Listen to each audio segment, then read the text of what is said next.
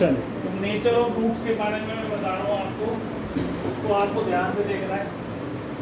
तो ये जो डी है अंदर का, जो कि बी स्क्वायर माइनस 4ac होता है, ये डी होता है ना, ये डी अगर 0 के इक्वल आ जाता है, जो भी कैलकुलेशन करी आपने, मान लो सपोज करो x square minus 2x plus 1, ये आपकी कोई क्वाड्रेटिक इक्वेशन है। इसका अगर मैं डिस्क्रिमिनेंट निकालता हूँ, मतलब मेरा a1 है, b माइनस 2ac 1 है, तो अगर मैं b स्क्वायर माइनस 4ac निकालता हूँ तो आप देखोगे माइनस 2 का स्क्वायर माइनस 4 इंटू 1 मतलब 4 माइनस 4 इज 0।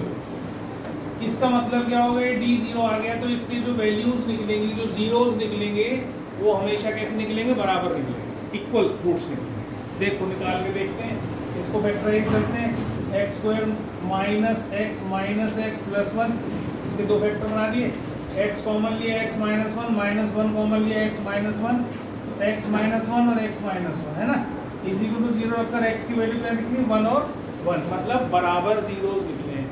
एक्स की वैल्यूज को तो हम क्या बोलते हैं, जीरोस या रूट्स, ठीक है। तो ये दो बराबर जब निकलेंगे जब डी की वैल्यू 0 आएगी। तो जब भी ध्यान रखो, जब भी वो कहे कि इक्वल रूट्स हैं, इसको हम लिखेंगे रियल एंड इक्वल रूट्स या जीरोस, रूट्स को ही जीरोस बोलते हैं, ठीक है।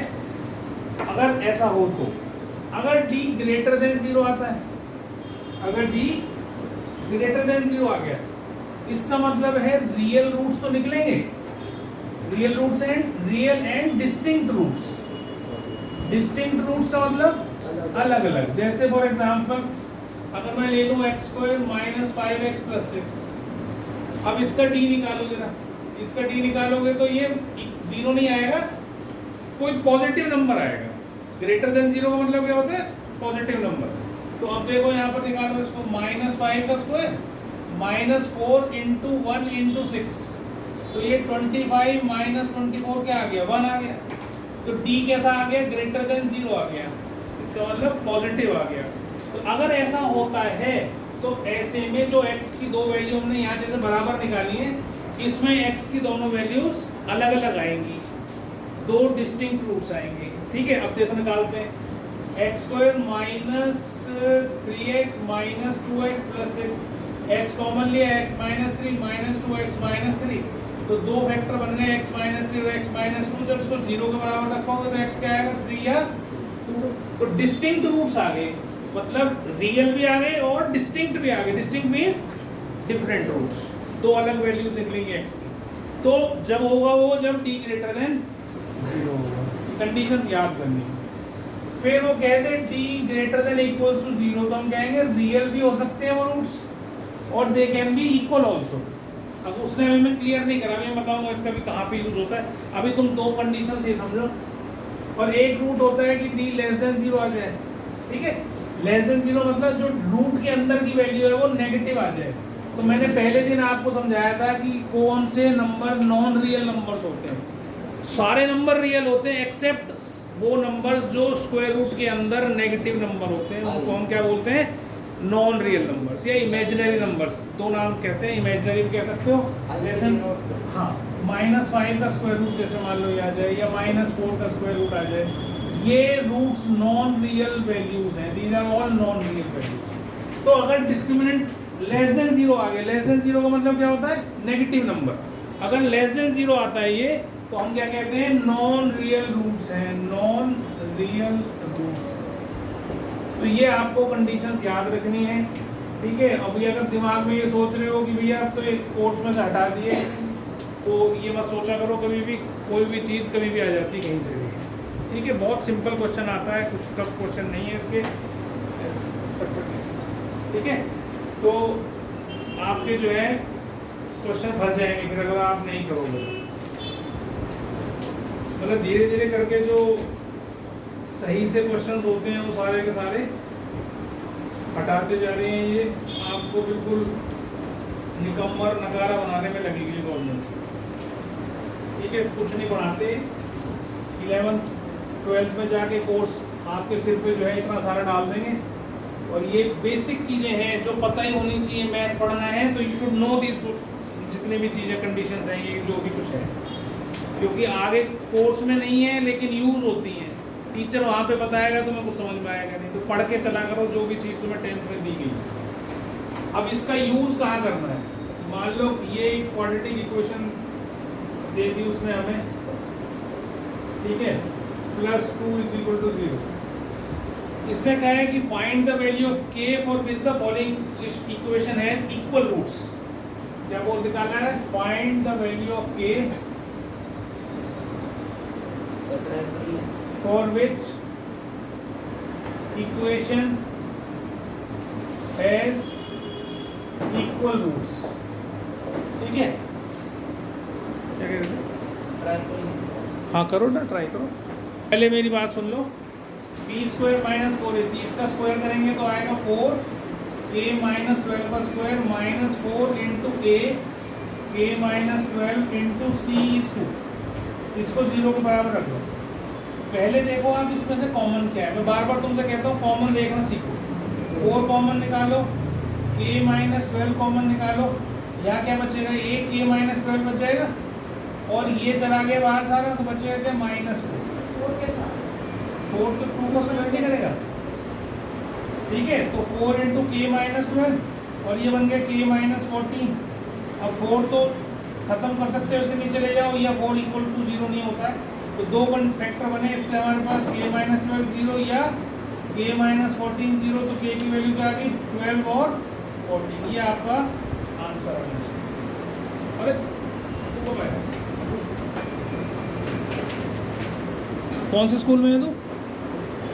तो हमने क्या करा? b² - 4ac = 0। तो इसका स्क्वायर करेंगे तो 4k + 1 का स्क्वायर -4 a मतलब 3k + 1 और c कितना k।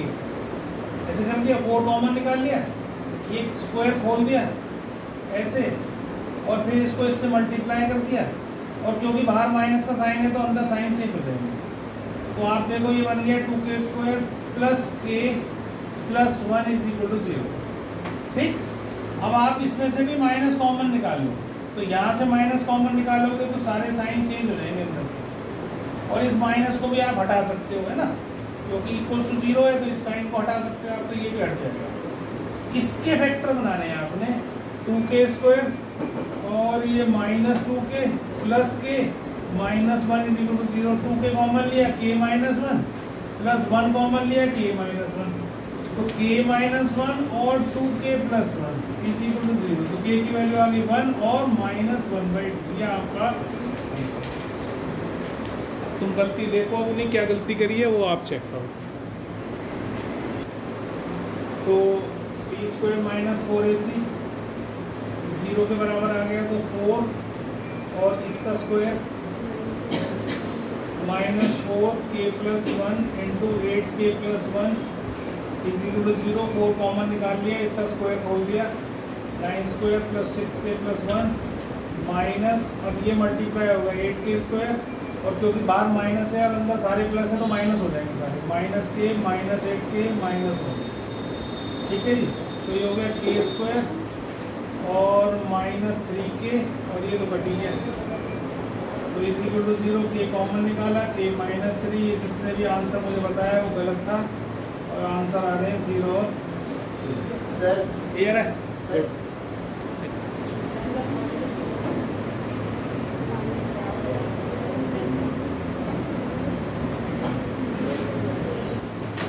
क्वेश्चन है find the value of k for which quadratic equation has real and distinct roots। Question है ये। तो मैंने कंडीशन नंबर 2 आपको लिखवाई थी, रियल एंड डिस्टिंक्ट रूट के लिए क्या लिखवाया था? d should be greater than 0। ये रियल एंड डिस्टिंक्ट रूट की कंडीशन है, ये मैंने अभी लिखवाई है आपको। ठीक है, तो मतलब b² - 4ac जो है वो ग्रेटर देन 0 होना चाहिए। अब ये इक्वल्स टू नहीं है जिसको तुम सीधे सीधे तरीके से कर देते हो। इसका करने का तरीका डिफरेंट है, बिल्कुल अलग कंसेप्ट है, एकदम ध्यान लगा के समझना, उतारने की कोशिश मत करना, नहीं तो समझ में नहीं आया कुछ भी। ध्यान से समझना। अब इसके फैक्ट b² माइनस 4ac हमने इसका स्क्वायर करना है, ये हमने कर लिया है क्वेश्चन, वही क्वेश्चन को मैं करा रहा हूँ दोबारा से। वो इक्वल्स टू 0 के लिए था, ये आपका ग्रेटर देन 0 के लिए, ग्रेटर देन 4 कॉमन निकाल लिया, तो ये 9k² minus 6k minus 1 minus 8k² minus k minus 8k minus 1 greater than 0, और ये कितना बन गया जी आपका k² और k² और कितना हो गया माइनस 15k। मैंने तो गलती कर दिया, जब हमने माइनस डाल दिए वो प्लस 6k और प्लस 1k कहाँ पे? फर्स्ट और सेकंड। अच्छा ये प्लस कर दिया ना, ये प्लस था ना, मैंने गलती वही मैं भी तो करा था। ठीक है, ये हो गया, और ये हो गया कि k² और माइनस 2k माइनस 3k है ना, माइनस 3k ग्रेटर देन 0। अब इसमें से भी k कॉमन निकाल लिया, k माइनस 3 ग्रेटर देन 0। अब इससे हम ये नहीं लिख सकते कि k, अब इसमें क्या क्या मतलब है इसका? इसका मतलब है कि यहाँ पर k की ऐसी वैल्यू डालनी है मुझे, k की ऐसी वैल्यू डालनी है जिससे दोनों वेक्टर्स में डालने के बाद वो 0 से बड़ा है, मतलब कि पॉजिटिव है। तो ये एक वैल्यू नहीं हो सकती, एक से ज़्यादा वैल्यू हो सकती है ना, एक इंटरवल हो सकता है कि यहाँ से यहाँ तक की वैल्यू इसके अंदर डाल देंगे तो इसकी जो मल्टीप्लिकेशन है दोनों वेक्टर्स का वो पॉजिटिव आ जाएगा। ठीक है, ये अगले साल बहुत काम आएगा। जो टॉपिक अभी पढ़ा रहा हूँ मैं क्लास 11th में, इसे लीनियर इक्वेशंस का एक चैप्टर आता है, तो ये कंसेप्ट के ऊपर ही सारा चैप्टर है पूरा का पूरा। तो जो बच्चे मैथ ले वो खास तौर से ध्यान दें, अगले साल में कोई नहीं पढ़ाएगा तुम्हें, 10th क्लास के पढ़ाते हैं। तो इससे हमारे पास इसको अगर हम 0 रखते हैं तो 0 आ गया, इसको हम 0 रखते हैं तो k की वैल्यू हमने निकाली थी 0 और 3 भी निकाली थी हमने, निकाली थी। जब भी यहाँ पर ग्रेटर या लेसर का साइन आए तो इसको नंबर लाइन, इस पहले दोनों वेक्टर्स को 0 के इक्वल रखो, k की वैल्यू निकालो, फिर नंबर लाइन पर पहले छोटा फिर बड़ा लिखो। 0 पहले होता है, फिर राइट की साइड कैसा होता है, बड़ा होता है। ये नंबर लाइन सबको आती करनी, क्लास में क्या 6-7 से पढ़नी शुरू करते नंबर लाइन। एक 0 होता है, 0 से राइट की तरफ पॉजिटिव वैल्यूज होती है, 0 से लेफ्ट की तरफ नेगेटिव वैल्यूज होती है। तो जब भी नंबर लाइन पे इन वैल्यूज को डालना है, छोटी वैल्यू लेफ्ट साइड पे, बड़ी वैल्यू राइट साइड पे। मान लो ये -3 होती, मान लो, तो क्या करते हैं हम -3 पहले लिखते हैं, 0 बाद में। तो जो छोटी है उसको पहले लिखना है लेफ्ट पे और मूविंग टुवर्ड्स राइट। अब हमारा क्योंकि +3 है तो इसलिए हमने क्या करा, इसको ऐसे लिख दिया। अब इसमें 3 इंटरवल्स बनते हैं, 3 इंटरवल्स बनते हैं। क्या इंटरवल बनते हैं भैया? एक तो है कि 3 से बड़ी वैल्यू हो, कोई 3 से बड़ी वैल्यू, या कोई वैल्यू k की 0 से 3 के बीच में हो, और या 0 से छोटी वैल्यू हो। इन इंटरवल्स पर ही इन दो वेक्टर्स का जो मल्टीप्लिकेशन है आपका पॉजिटिव या नेगेटिव हो। देखो मैं बताता हूँ, अगर मैं 3 से बड़ी वैल्यू डाल दूँ इसके अंदर, 3 से बड़ी कोई भी बड़ी वैल्यू, 3 से बड़ी वैल्यू कौन सी, एक बार इस फैक्टर में डाल के देखो k और k -3। मान लो मैंने 4 डाल दी, 4 डाल दी, k से बड़ी वैल्यू कौन सी होंगी? 4, 5, 6, 7, 8 अप टिल इन्फिनिटी कोई सी भी डाल सकता हूँ।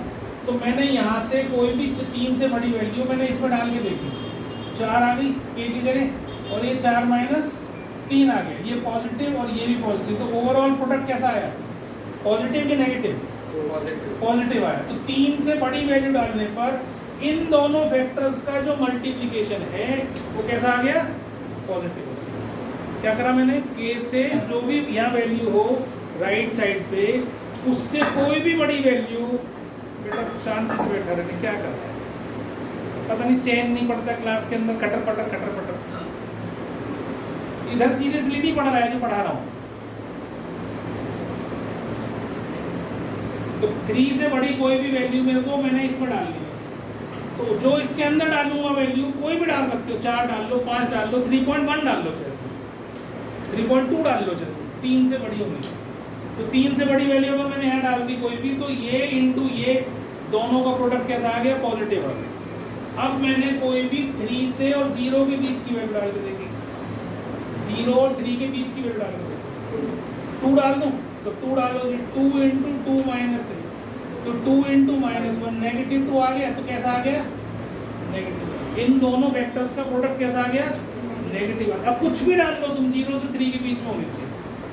और अगर मैं 0 से छोटी वैल्यू डाल दूं, तो 0 छोटी वैल्यू डालूंगा तो -1 डाल दूं, -2 डाल दूं, -3 डाल दूं, कुछ भी डाल सकता हूँ। तो इसमें डाल के देखो, मान लो मैंने -2 डाली, -2 -3, तो -2 इंटू -5 कैसा आ गया? पॉजिटिव आ गया। तो इसका मतलब यहाँ भी पॉजिटिव होगा। इतनी बात समझ में आ गई? अब आपको जो आंसर देना है वो क्या होगा? आपको क्या चाहिए? ये तो कर लिया आपने, भी डाल के देख ली वैल्यू की, इसके अंदर क्या वैल्यू डालूं मैं? इंटरवल बना लिया आपने पहले 3 इन इक्वेशंस, क्वेश्चन के की वैल्यू के हिसाब से आपने नंबर लाइन पे मार्क किया। फिर 3 इंटरवल हर बार बनेंगे, 3 से बड़ा, 0 से 3 के बीच में, या 0 से छोटा, जो भी के की वैल्यू आएगी उसके हिसाब से इंटरवल बनेगा। समझ में आ गया? फिर आपको चाहिए क्या? आपको चाहिए ऐसी इंटरवल जिस पर ये वैल्यू पॉजिटिव हो। ग्रेटर देन 0 का मतलब क्या है? पॉजिटिव। ठीक है, तो पॉजिटिव अगर होगी तो पॉजिटिव कहाँ है? यहाँ है या यहाँ है? तो 2 इंटरवल है, या तो के की वैल्यू 3 से बड़ी होनी चाहिए, या के की वैल्यू 0 से छोटी होनी चाहिए, या तो इधर वाली होनी चाहिए, के शुड बी लेस देन 0, या के शुड बी ग्रेटर देन 3। ये आपका आंसर आएगा। This should be your answer for real and distinct roots. ये आप देखो कैसे समझोगे। नहीं समझ में आया तो दोबारा बोलिए मेरे को, समझो पहले। अब आपको के की वैल्यू निकालनी है। फाइंड के for real and distinct roots. ठीक है जी। तो आपने क्या करना है? 2 का स्क्वायर, इसका स्क्वायर करूँ पहले, b² - 4ac should be greater than 0। तो 4 इंटू के प्लस 1 का होल स्क्वायर, इसका स्क्वायर -4ac। ये तुमने कर रखा है क्वेश्चन, अभी कराऊंगी। ठीक है, 4 कॉमन निकाल दिया, वो बाहर भेज दिया, हटा दिया। k² + 2k + 1 माइनस, इसको मल्टीप्लाई करा, 3k² - k ग्रेटर देन 0। तो ये -2k² + k + 1 ग्रेटर देन 0 कैसे आ गया?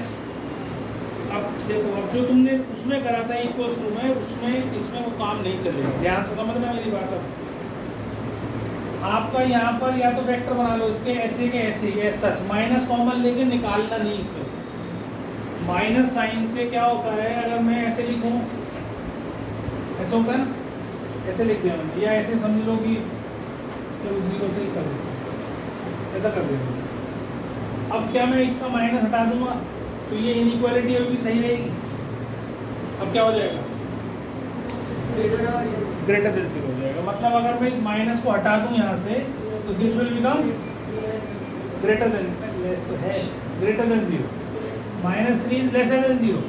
तो अगर मैं इस माइनस को हटा दूं तो क्या होगा? 3 विल बी ग्रेटर देन 0, पलट जाएगी। तो अगर मैं यहाँ से माइनस कॉमन निकाल लूँ तो ये ऐसे बन जाएगी, है ना? अब मैं इस माइनस को अगर हटाऊंगा